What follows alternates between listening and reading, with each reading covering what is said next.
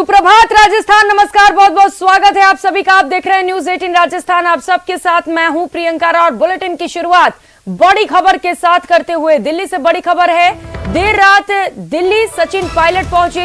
आज कांग्रेस आला कमान से मुलाकात कर सकते हैं।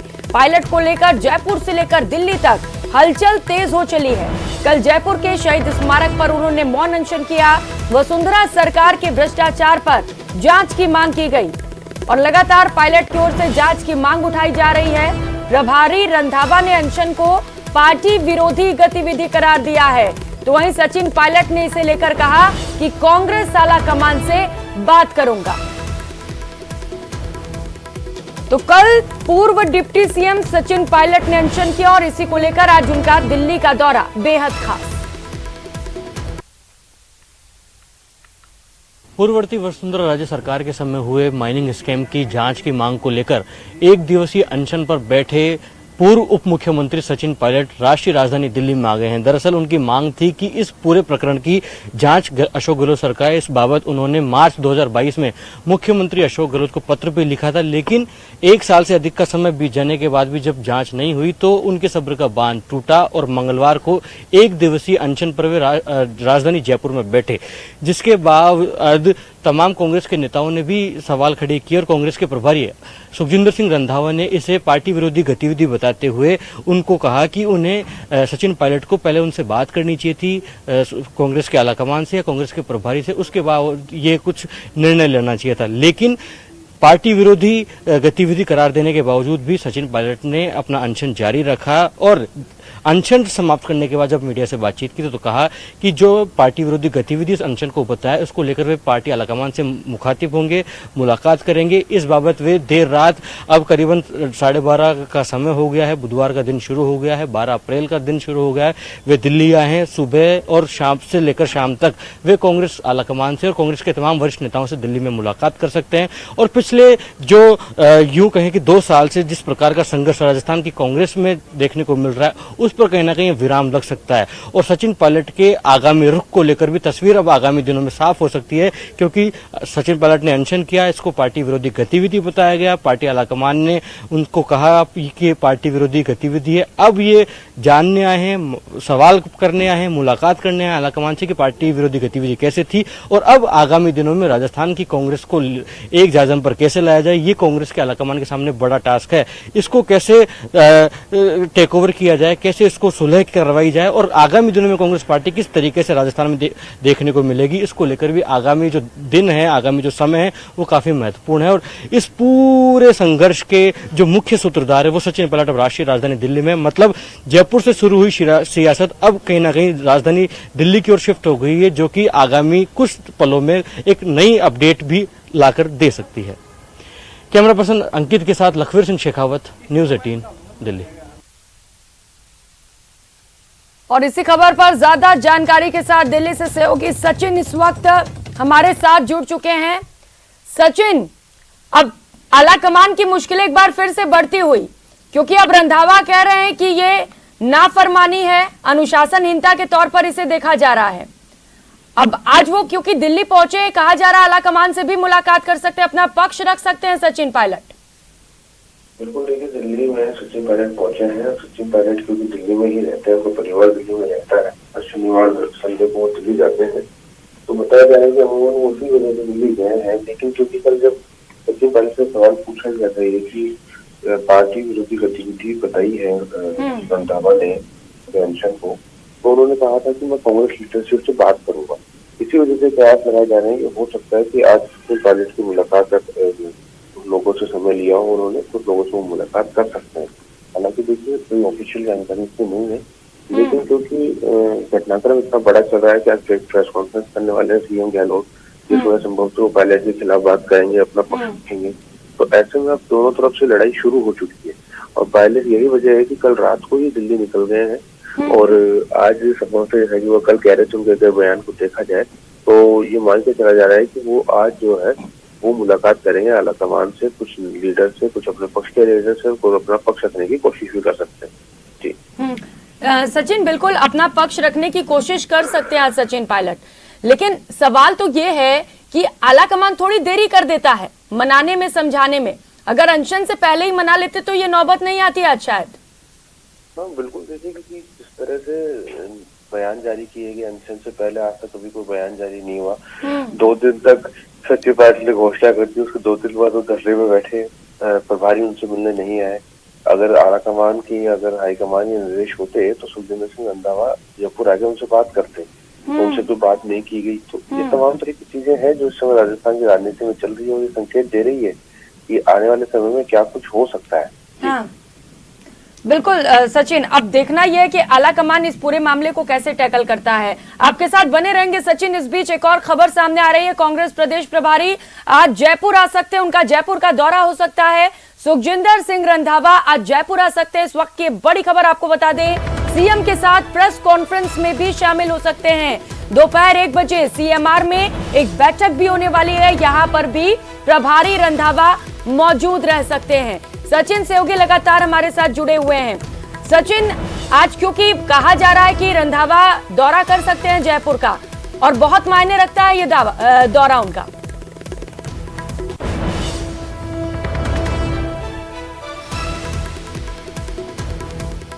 मेरी आवाज मिल पा रही है सचिन आपको?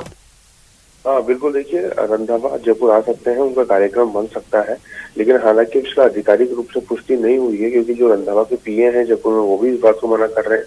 कांग्रेस के जो नेता उनके साथ प्रोटोकॉल में रहते हैं उनके पास भी अभी तक तो सूचना नहीं है, लेकिन इस तरह की खबरें आ रही है कि रंधावा तकरीबन 12:30 बजे के आसपास जयपुर पहुंच सकते हैं और 1 बजे सीधा एयरपोर्ट से वो जाएंगे सीएमआरओ जो प्रेस कॉन्फ्रेंस होगी मुख्यमंत्री अशोक गहलोत की, उसके अंदर वो संभवतः रह सकते हैं। लेकिन अभी की केवल सूचना मात्र है क्योंकि जो ऑफिशियली कंफर्मेशन है, जो ऑफिशियल लोग हैं जिनके पास कंफर्मेशन आती है, वो सभी लोग इस बात को डिनाई कर रहे हैं। कुछ देर बाद स्थिति साफ हो जाएगी थोड़ी देर बाद कि क्या वो आ रहे हैं या नहीं आ रहे, क्योंकि जब आएंगे तो प्रोटोकॉल में पीसीसी जो पदाधिकारी है वो उनको रिसीव करने के लिए पहुंचते हैं। उनके जो पीए हैं उन्होंने भी इस बात को डिनाई किया है, वो भी कह रहे हैं कि अभी उनके आने की कोई सूचना उनके पास नहीं है। जी बिल्कुल सचिन, फिलहाल ऑफिशियल तौर पे इससे लेकर कोई भी पुष्टि नहीं की गई है, लेकिन अगर वो दौरा करते हैं तो ये दौरा बहुत मायने रखता है क्योंकि अभी जो राजस्थान में चल रहा है उसे लेकर रंधावा क्या कहते हैं ये भी देखने वाली बात होगी। आप बने रहिएगा सचिन हमारे साथ। एक और बड़ी खबर जयपुर से सामने आ रही है जहां पर आज गहलोत कैबिनेट की एक अहम बैठक होने वाली है। सुबह 11 बजे सीएमआर में मंथन होगा। कैबिनेट के बाद मंत्री परिषद की भी मीटिंग होगी। कैबिनेट बैठक में कई अहम मुद्दों पर चर्चा होगी और मंत्रियों को अलग अलग बजट घोषणाओं की जिम्मेदारी भी दी जा सकती है। खेल विश्वविद्यालय खोलने के प्रस्ताव को भी अनुमोदन दिया जा सकता है। विधानसभा सत्र बुलाने के प्रस्ताव पर भी मुहर लगाई जा सकती है। सचिन पायलट के अनशन पर भी चर्चा हो सकती है। सचिन लगातार हमारे साथ जुड़े हुए हैं। सचिन, एक खास बैठक और सबसे बड़ी जो बात इस बैठक में हो सकती है वो अनशन को लेकर। हाँ बिल्कुल, देखिए आज कैबिनेट की बैठक बुलाई गई है। कैबिनेट की बैठक के बाद में प्रेस कॉन्फ्रेंस भी बुलाई गई है। सीएम अशोक गहलोत की प्रश्नों को संबोधित करेंगे तो काफी महत्वपूर्ण हो जाता है आज का दिन क्योंकि कल बैठक होगी कैबिनेट की, उसमें काफी अहम मुद्दे हैं जैसे खेल विश्वविद्यालय उसके प्रस्ताव का अनुमोदन हो सकता है। विधानसभा सत्र बुलाने की सरकार तैयारी कर रही है, छोटा सत्र बुलाने की, उसको लेकर चर्चा हो सकती है। और खास तौर पर जो कैबिनेट की बैठक के बाद में जो प्रेस कॉन्फ्रेंस होने वाली है दोपहर 1 बजे, उस पर सबकी नजर रहेंगी क्योंकि इस प्रेस कॉन्फ्रेंस में मुख्यमंत्री अशोक गहलोत सरकार की तरफ से स्पष्टीकरण दे सकते हैं और साथ ही अपनी बात रख सकते हैं कि जो आरोप उन पर लगाए गए हैं सचिन पायलट की ओर से उनको लेकर क्या कुछ वो कहते हैं। क्योंकि 1 बजे जो प्रेस कॉन्फ्रेंस होने वाली है कैबिनेट की बैठक के बाद में तो वो काफी महत्वपूर्ण हो जाती है। उसके अंदर एक तरह से हम कह सकते हैं कि दूसरे पक्ष का जो अभी तक जवाब नहीं आया था कोई मामले को लेकर कि वसुंधरा सरकार के कार्यकाल भ्रष्टाचार के मामले को लेकर जो पायलट ने जवाब मांगा है या जो कार्रवाई की मांग की है उसको लेकर दूसरे पक्ष का क्या कहना है, सरकार का क्या कहना है। तो सरकार के मुखिया प्रेस को संबोधित करेंगे तो काफी महत्वपूर्ण है। सबकी नजरें उसी बैठक पर बनी हुई है क्योंकि जिस तरह से दोनों नेताओं के बीच में हम कह सकते हैं कि मतभेद है शुरू से ही और जिस तरह से दोनों एक दूसरे को कटाक्ष करते हैं, खास करके मुख्यमंत्री अशोक गहलोत जिस तरह से वार करते हैं वो देखने लायक होगा। सभी की नजर उसी पे है कि मुख्यमंत्री के अपने सिर परिचित अंदाज में इस बारे को जवाब देते हैं या कोई बीच का रास्ता निकाला जाता है। तो तमाम तरह की चीजें हैं। आज स्थिति बिल्कुल साफ हो जाएगी अगर मुख्यमंत्री बिल्कुल उसी तरह से जवाब देते हैं जिस तरह से हमेशा देते आए हैं, जिस तरह से वो हमेशा अपनी बात रखते आए हैं। तो साफ हो जाएगा कि प्रदेश में अब अगले कुछ महीने जो चुनाव है तब तक शांति नहीं रहने वाली है। तो जो 1 बजे बैठक होगी वो काफी महत्वपूर्ण रहती है। कैबिनेट है हालांकि कैबिनेट में बहुत महत्वपूर्ण फैसले होंगे जनता से जुड़े हुए, लेकिन उससे भी ज्यादा जो इस समय लोगों की नजरें हैं वो बिल्कुल सचिन, काफी ज्यादा महत्वपूर्ण कैबिनेट में होने वाली ये बैठक और इसके साथ ही महत्वपूर्ण प्रेस कॉन्फ्रेंस भी। आप दोनों पर नजर बनाए रखिएगा सचिन। बहुत शुक्रिया आपका इन तमाम जानकारियों के लिए। और बड़ी खबर, राजस्थान में आज से वंदे भारत की शुरुआत होगी। आज जयपुर से दिल्ली के बीच वंदे भारत चलेगी। कल से अजमेर से दिल्ली के बीच इसकी शुरुआत की जाएगी। प्रधानमंत्री नरेंद्र मोदी वर्चुअली हरी झंडी दिखाएंगे। आज जयपुर से सुबह 11 बजे वंदे भारत की ट्रेन रवाना होगी, तो वहीं शाम 4 बजे ये दिल्ली पहुंचेगी। 11 रेलवे स्टेशन से होकर वंदे भारत की ट्रेन गुजरेगी। तो आज राजस्थान को एक और बड़ी सौगात मिलने वाली है। प्रधानमंत्री नरेंद्र मोदी हरी झंडी दिखाकर वंदे भारत को रवाना करेंगे। वंदे भारत का दिल्ली शेड्यूल भी जारी हो चुका है। रेल मंत्रालय से टाइम टेबल को हरी झंडी मिल गई है। कल से ये टाइम टेबल लागू किए जाएंगे। सुबह 6:20 पर अजमेर से ये ट्रेन रवाना होगी। सुबह 7:55 पर जयपुर पहुंचेगी। सुबह 8 बजे जयपुर से रवाना होगी और उसके बाद सुबह 9:40 पर ये ट्रेन अलवर पहुंचेगी।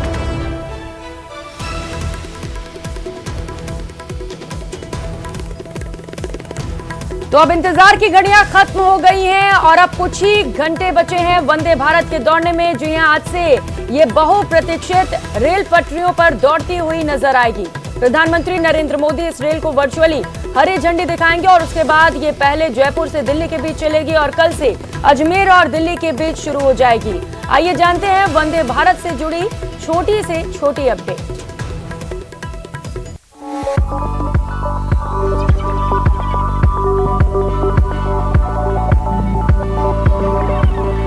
12 अप्रैल दिन के 11 बजे वंदे भारत रेल जयपुर जंक्शन से रवाना होगी और शाम 4 बजे दिल्ली कैंट पहुंच जाएगी।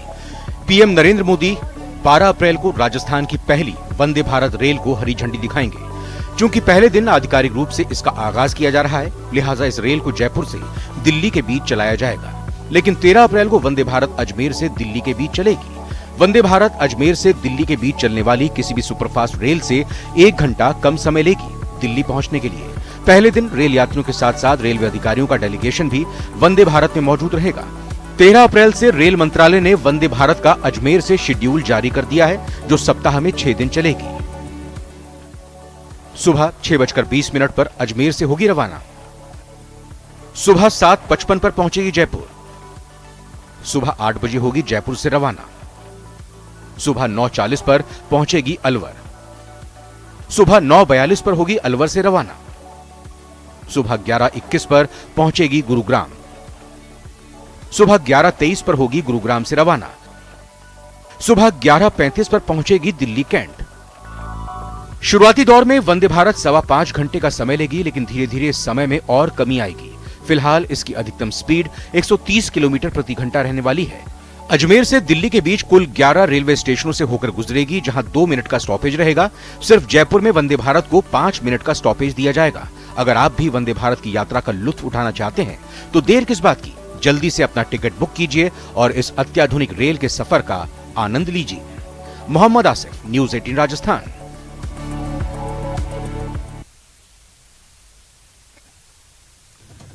तो पीएम मोदी वर्चुअली हरी झंडी दिखाएंगे।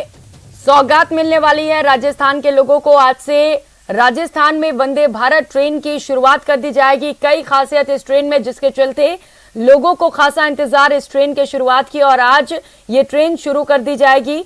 सुबह 11 बजे प्रधानमंत्री नरेंद्र मोदी वर्चुअली इस ट्रेन को हरी झंडी दिखाकर राजस्थान से रवाना करेंगे। राजस्थान से दिल्ली के बीच का ये सफर ट्रेन तय करेगी और इस ट्रेन में काफी सारी खासियत है। सहयोगी आसिफ इस वक्त हमारे साथ जुड़ चुके हैं। आसिफ, कई सारी खासियत लिए ये ट्रेन आज राजस्थान को मिलने वाली है, क्या तैयारी वहां पर? हाँ प्रियंका, बहुप्रतीक्षित ये रेल जिसका लंबे समय से इंतजार किया जा रहा था, जब पूरे देश के अंदर 13 वंदे भारत चल चुकी थी और आज ये 14वीं वंदे भारत राजस्थान को मिलने जा रही है। 9 बजे रेल मंत्री अश्विनी वैष्णव पहुंचेंगे रेल के जरिए दिल्ली से और उसके बाद में यहाँ पर सभी बड़े नेता, खास तौर पर जो है वो देश के प्रधानमंत्री नरेंद्र मोदी वर्चुअली माध्यम से हरी झंडी दिखाएंगे और हरी झंडी दिखा के ठीक 11 बजे इस वंदे भारत को दिल्ली के लिए रवाना करेंगे। और मुख्यमंत्री अशोक गहलोत भी रेलवे स्टेशन पहुंचेंगे 11 बजने से 5 से 10 मिनट पहले, वो भी शामिल होंगे इस कार्यक्रम में। और साथ ही साथ मैं आपको ये भी बता दूं प्रियंका, NWR यानी कि उत्तर पश्चिम रेलवे से जुड़े 500 बच्चे, जो इनकी स्कूलें हैं उत्तर पश्चिम रेलवे की, 500 बच्चे भी आज जो है वो जयपुर से दिल्ली के लिए सफर करेंगे। यानी रेलवे कर्मचारियों के जो बच्चे हैं वो भी आज इसमें सफर करेंगे। तो जिसका एक लंबे समय से इंतजार था वो ट्रेन आ गई है, और साथ ही साथ कल से इसकी बुकिंग शुरू हो चुकी है। किरायों की सूची जारी कर दी गई है। जो अधिकतम किराया है अजमेर से लेकर दिल्ली का, वो 2074 रुपए है, और इसी का आधा किराया, यानी कि इस पूरी रेल को, वंदे भारत को 2 हिस्सों में बांटा गया है। एक है एग्जीक्यूटिव क्लास, दूसरी है चेयर कार। यानी चेयर कार और एग्जीक्यूटिव क्लास का किराया लगभग आधे से ज्यादा का दोनों के बीच में फासला है। अगर एग्जीक्यूटिव का किराया 1600 रुपए है तो चेयर कार का किराया 800 रुपए है।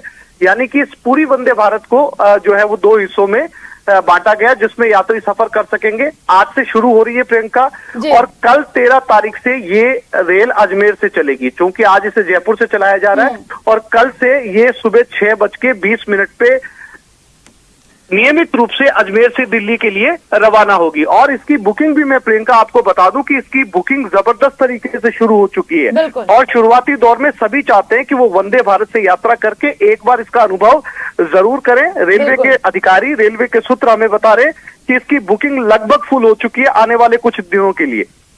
बिल्कुल आसिफ, ऐसा रिस्पांस हम उम्मीद भी कर रहे थे, क्योंकि एक लंबा इंतजार लोगों को करना पड़ा है और अब इंतजार की वो घड़ी आज से खत्म हो रही है। और आपने एक अच्छी जानकारी दी टिकट्स के फेयर, किराए को लेकर, क्योंकि इतनी सारी खासियत लिए ये ट्रेन है, ऐसे में किराया भी लोगों के बीच एक कौतूहल का विषय था कि आखिर इसका किराया क्या रहने वाला है। बहुत शुक्रिया आसिफ आपका इन तमाम जानकारियों के लिए।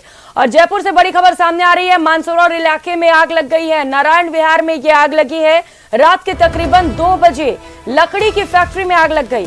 फैक्ट्री में आग लगने से सिलेंडर में भी ब्लास्ट हुआ, और आग लगने पर फैक्ट्री में सो रहे कर्मचारियों में हड़कंप मच गई और बचकर सभी कर्मचारी भाग गए। ये बड़ी राहत की बात आपको बता दें, सूचना पर दमकल की 5 गाड़ियां मौके पर पहुंची। गाड़ियों ने 2 घंटे में आग पर काबू पाया। तस्वीरें आप देख पा रहे हैं, मानसरोवर इलाके में ये फैक्ट्री स्थित है, जहां पर भीषण आग लग गई। कैसे आग लगी फिलहाल ये जांच का विषय है, लेकिन आग लगते ही फैक्ट्री में जो कर्मचारी सो रहे थे उनमें हड़कंप मच गया, क्योंकि गैस सिलेंडर फैक्ट्री के अंदर मौजूद था जो ब्लास्ट हो गया। इसके बाद कर्मचारियों की नींद खुली, लेकिन ये बड़ी राहत की बात कि कोई जनहानि नहीं हुई। कंट्रोल से 2:50 पे सूचना मिली थी कि नारायण विहार में आग लग रही है। तुरंत पहुंचे, जिस पर हम तत्काल 4-5 मिनट में यहाँ पहुंचे। तो 2-4 अड़ोसी पड़ोसी यहाँ पर खड़े थे और हाँ वो लड़का कर रहे थे। तो मैं और मेरे साथ में मेरा सिपाही हरिओम तुरंत उन लोगों को दूर किया। फिर आसपास उनसे पूछा कि भाई कोई अंदर तो नहीं है, कोई मजदूर वगैरह तो नहीं है। पता लगा कि एक मजदूर अंदर सो रहा था जो दिख नहीं रहा है। तो उसको तुरंत बाहर करके इधर उधर देखा तो वो पीछे से आता हुआ दिखाई दिया। और कल एक और बड़ी खबर का, अतीक अहमद से जुड़ी इस वक्त की बड़ी खबर आपको बता दें। अतीक अहमद को प्रयागराज लाया जा रहा है। एमपी के शिवपुरी में अतीक का काफिला पहुंचा है। अतीक को साबरमती जेल से फिर से प्रयागराज लाया जा रहा है। तस्वीरें आपको दिखा रहे हैं काफिले की। साबरमती जेल से दोबारा प्रयागराज नैनी जेल लेकर पुलिस का काफिला अतीक अहमद को पहुंच रहा है। अतीक को कड़ी सुरक्षा में प्रयागराज लाया जा रहा है। तकरीबन 8 बजे यूपी के बॉर्डर पर यह काफिला एंटर करेगा। तो काफिले की तस्वीरें आप देख पा रहे हैं। एक बार फिर से उत्तर प्रदेश में अतीक अहमद को लाया जा रहा है। प्रयागराज जेल में दोबारा से अतीक अहमद की शिफ्टिंग की जा रही है। हमारा परिवार पूरी तरह से बर्बाद हो गया और एक सवाल कोई कर रहा था, अब तो खाली रगड़ा जा रहा है। कहा जा रहा है कि उमेश पाल हत्याकांड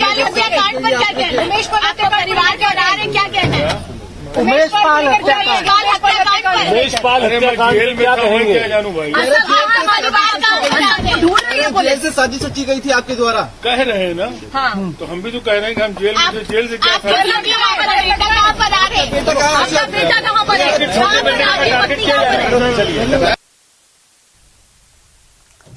तो उदयपुर से भी अतीक अहमद का काफिला गुजरा, यूपी लेकर पुलिस यहां पर जा रही है, तस्वीरें आप देख पा रहे हैं। डूंगरपुर में अतीक अहमद ने मीडिया से बातचीत में कहा कि पुलिस उनके परिजनों को, उनकी पत्नी को, बच्चे को उनको परेशान न करे।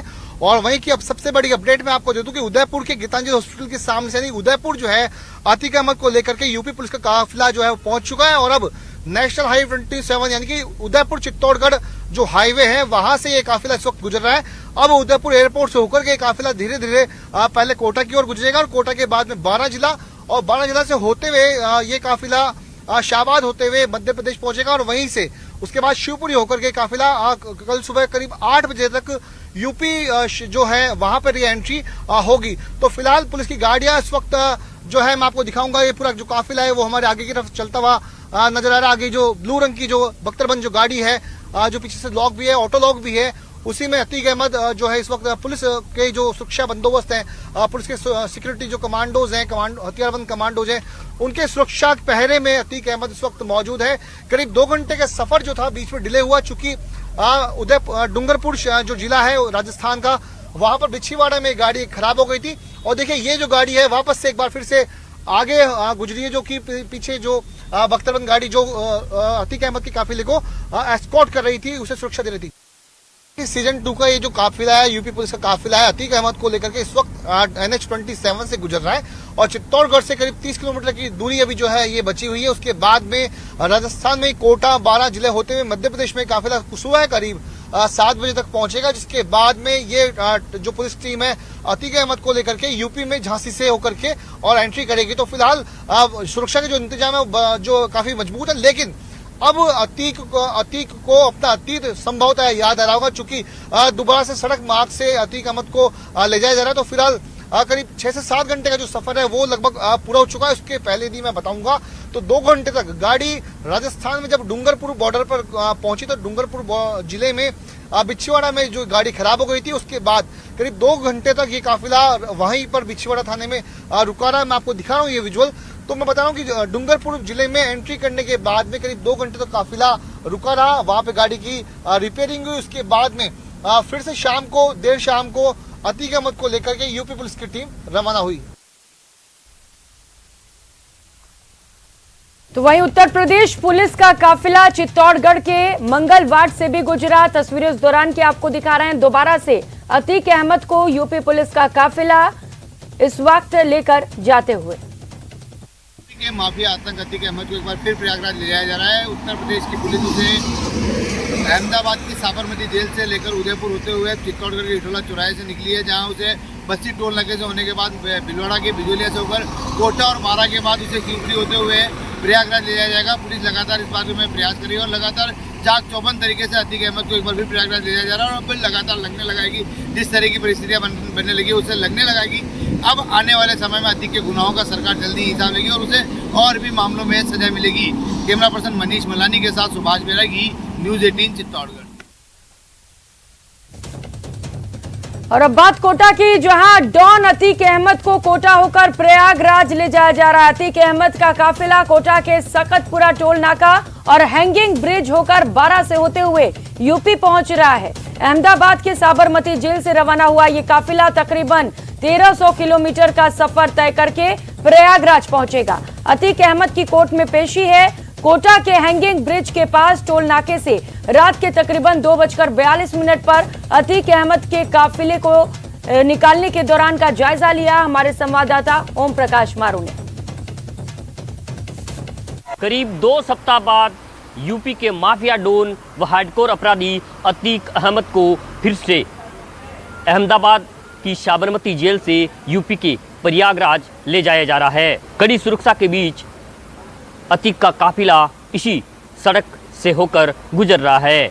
अतीक के काफिले को लेकर कोटा शहर पुलिस भी पूरी तरह से अलर्ट है और लगातार गश्त कर रही है। तो आप देख सकते हैं अतीक अहमद का काफिला जो है यहाँ से गुजर रहा है। कड़ी सुरक्षा व्यवस्था की गई है अतीक अहमद के इस काफिले में और लगातार ये वाहनों का रेलम पेल यहाँ से निकल रहा है अतीक अहमद का। और अतीक अहमद इसी जो है वेन में जो है अतीक अहमद को रखा गया है और वेन के पीछे कई और वाहन भी जो है लगातार आप देख रहे हैं कि जो है उसके पीछे पीछे चल रहे हैं और 30 से अधिक जवानों का जाब्ता यहाँ इस जो है अतीक अहमद के काफिले में लगाया गया है और पूरी सुरक्षा व्यवस्था कड़ी की गई है। कोटा से न्यूज़ 18 राजस्थान के लिए ओम प्रकाश मारू।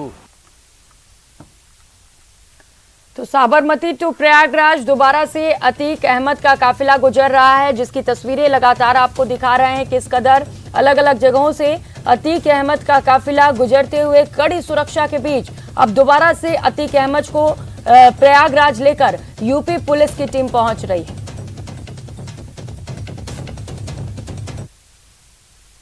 इस बुलेटिन में फिलहाल इतना ही। नमस्कार।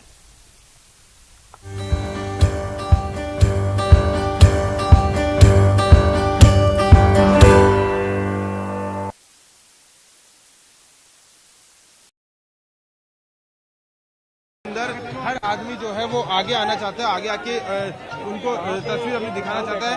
तो यही वजह है कि अब धीरे धीरे देखिए अब सचिन पायलट आपको फ्रेम में भी दिखाई देंगे और चीजें धीरे धीरे सेटल डाउन हो रही है। उनके समर्थक बड़ी संख्या में यहाँ पे मौजूद हैं, जिनको भी नियंत्रित किया जा रहा है, मीडिया कर्मियों को पीछे किया जा रहा है, जिससे कि सभी लोग जो है वो सचिन पायलट को देख सकते हैं। और अरे जगह नहीं है भाई, अरे तो एक ले जाओ भाई साहब, कहाँ बिठाओगे? बिल्कुल सचिन पायलट को हम तस्वीरों में देख पा रहे हैं, जहां पहले तस्वीर में आप देखिए मौन व्रत उन्होंने धारण कर लिया है, यानी कि अनशन की शुरुआत हो गई है। किसी से कुछ नहीं बोल रहे हैं।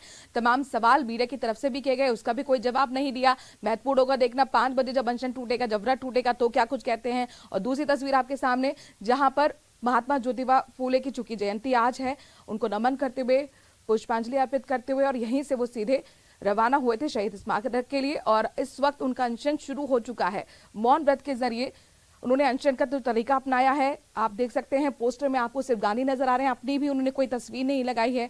और एक मैसेज देने की कोशिश की गांधीवादी तरीके से, यानी कि चुपचाप मैं अपनी बात पार्टी के सामने, अपनी सरकार के सामने रखना चाहता हूं, लेकिन चूंकि पार्टी ने पूरी तरह से किनारा अनशन को लेकर कर दिया है, पार्टी विरोधी इसे बताया गया है।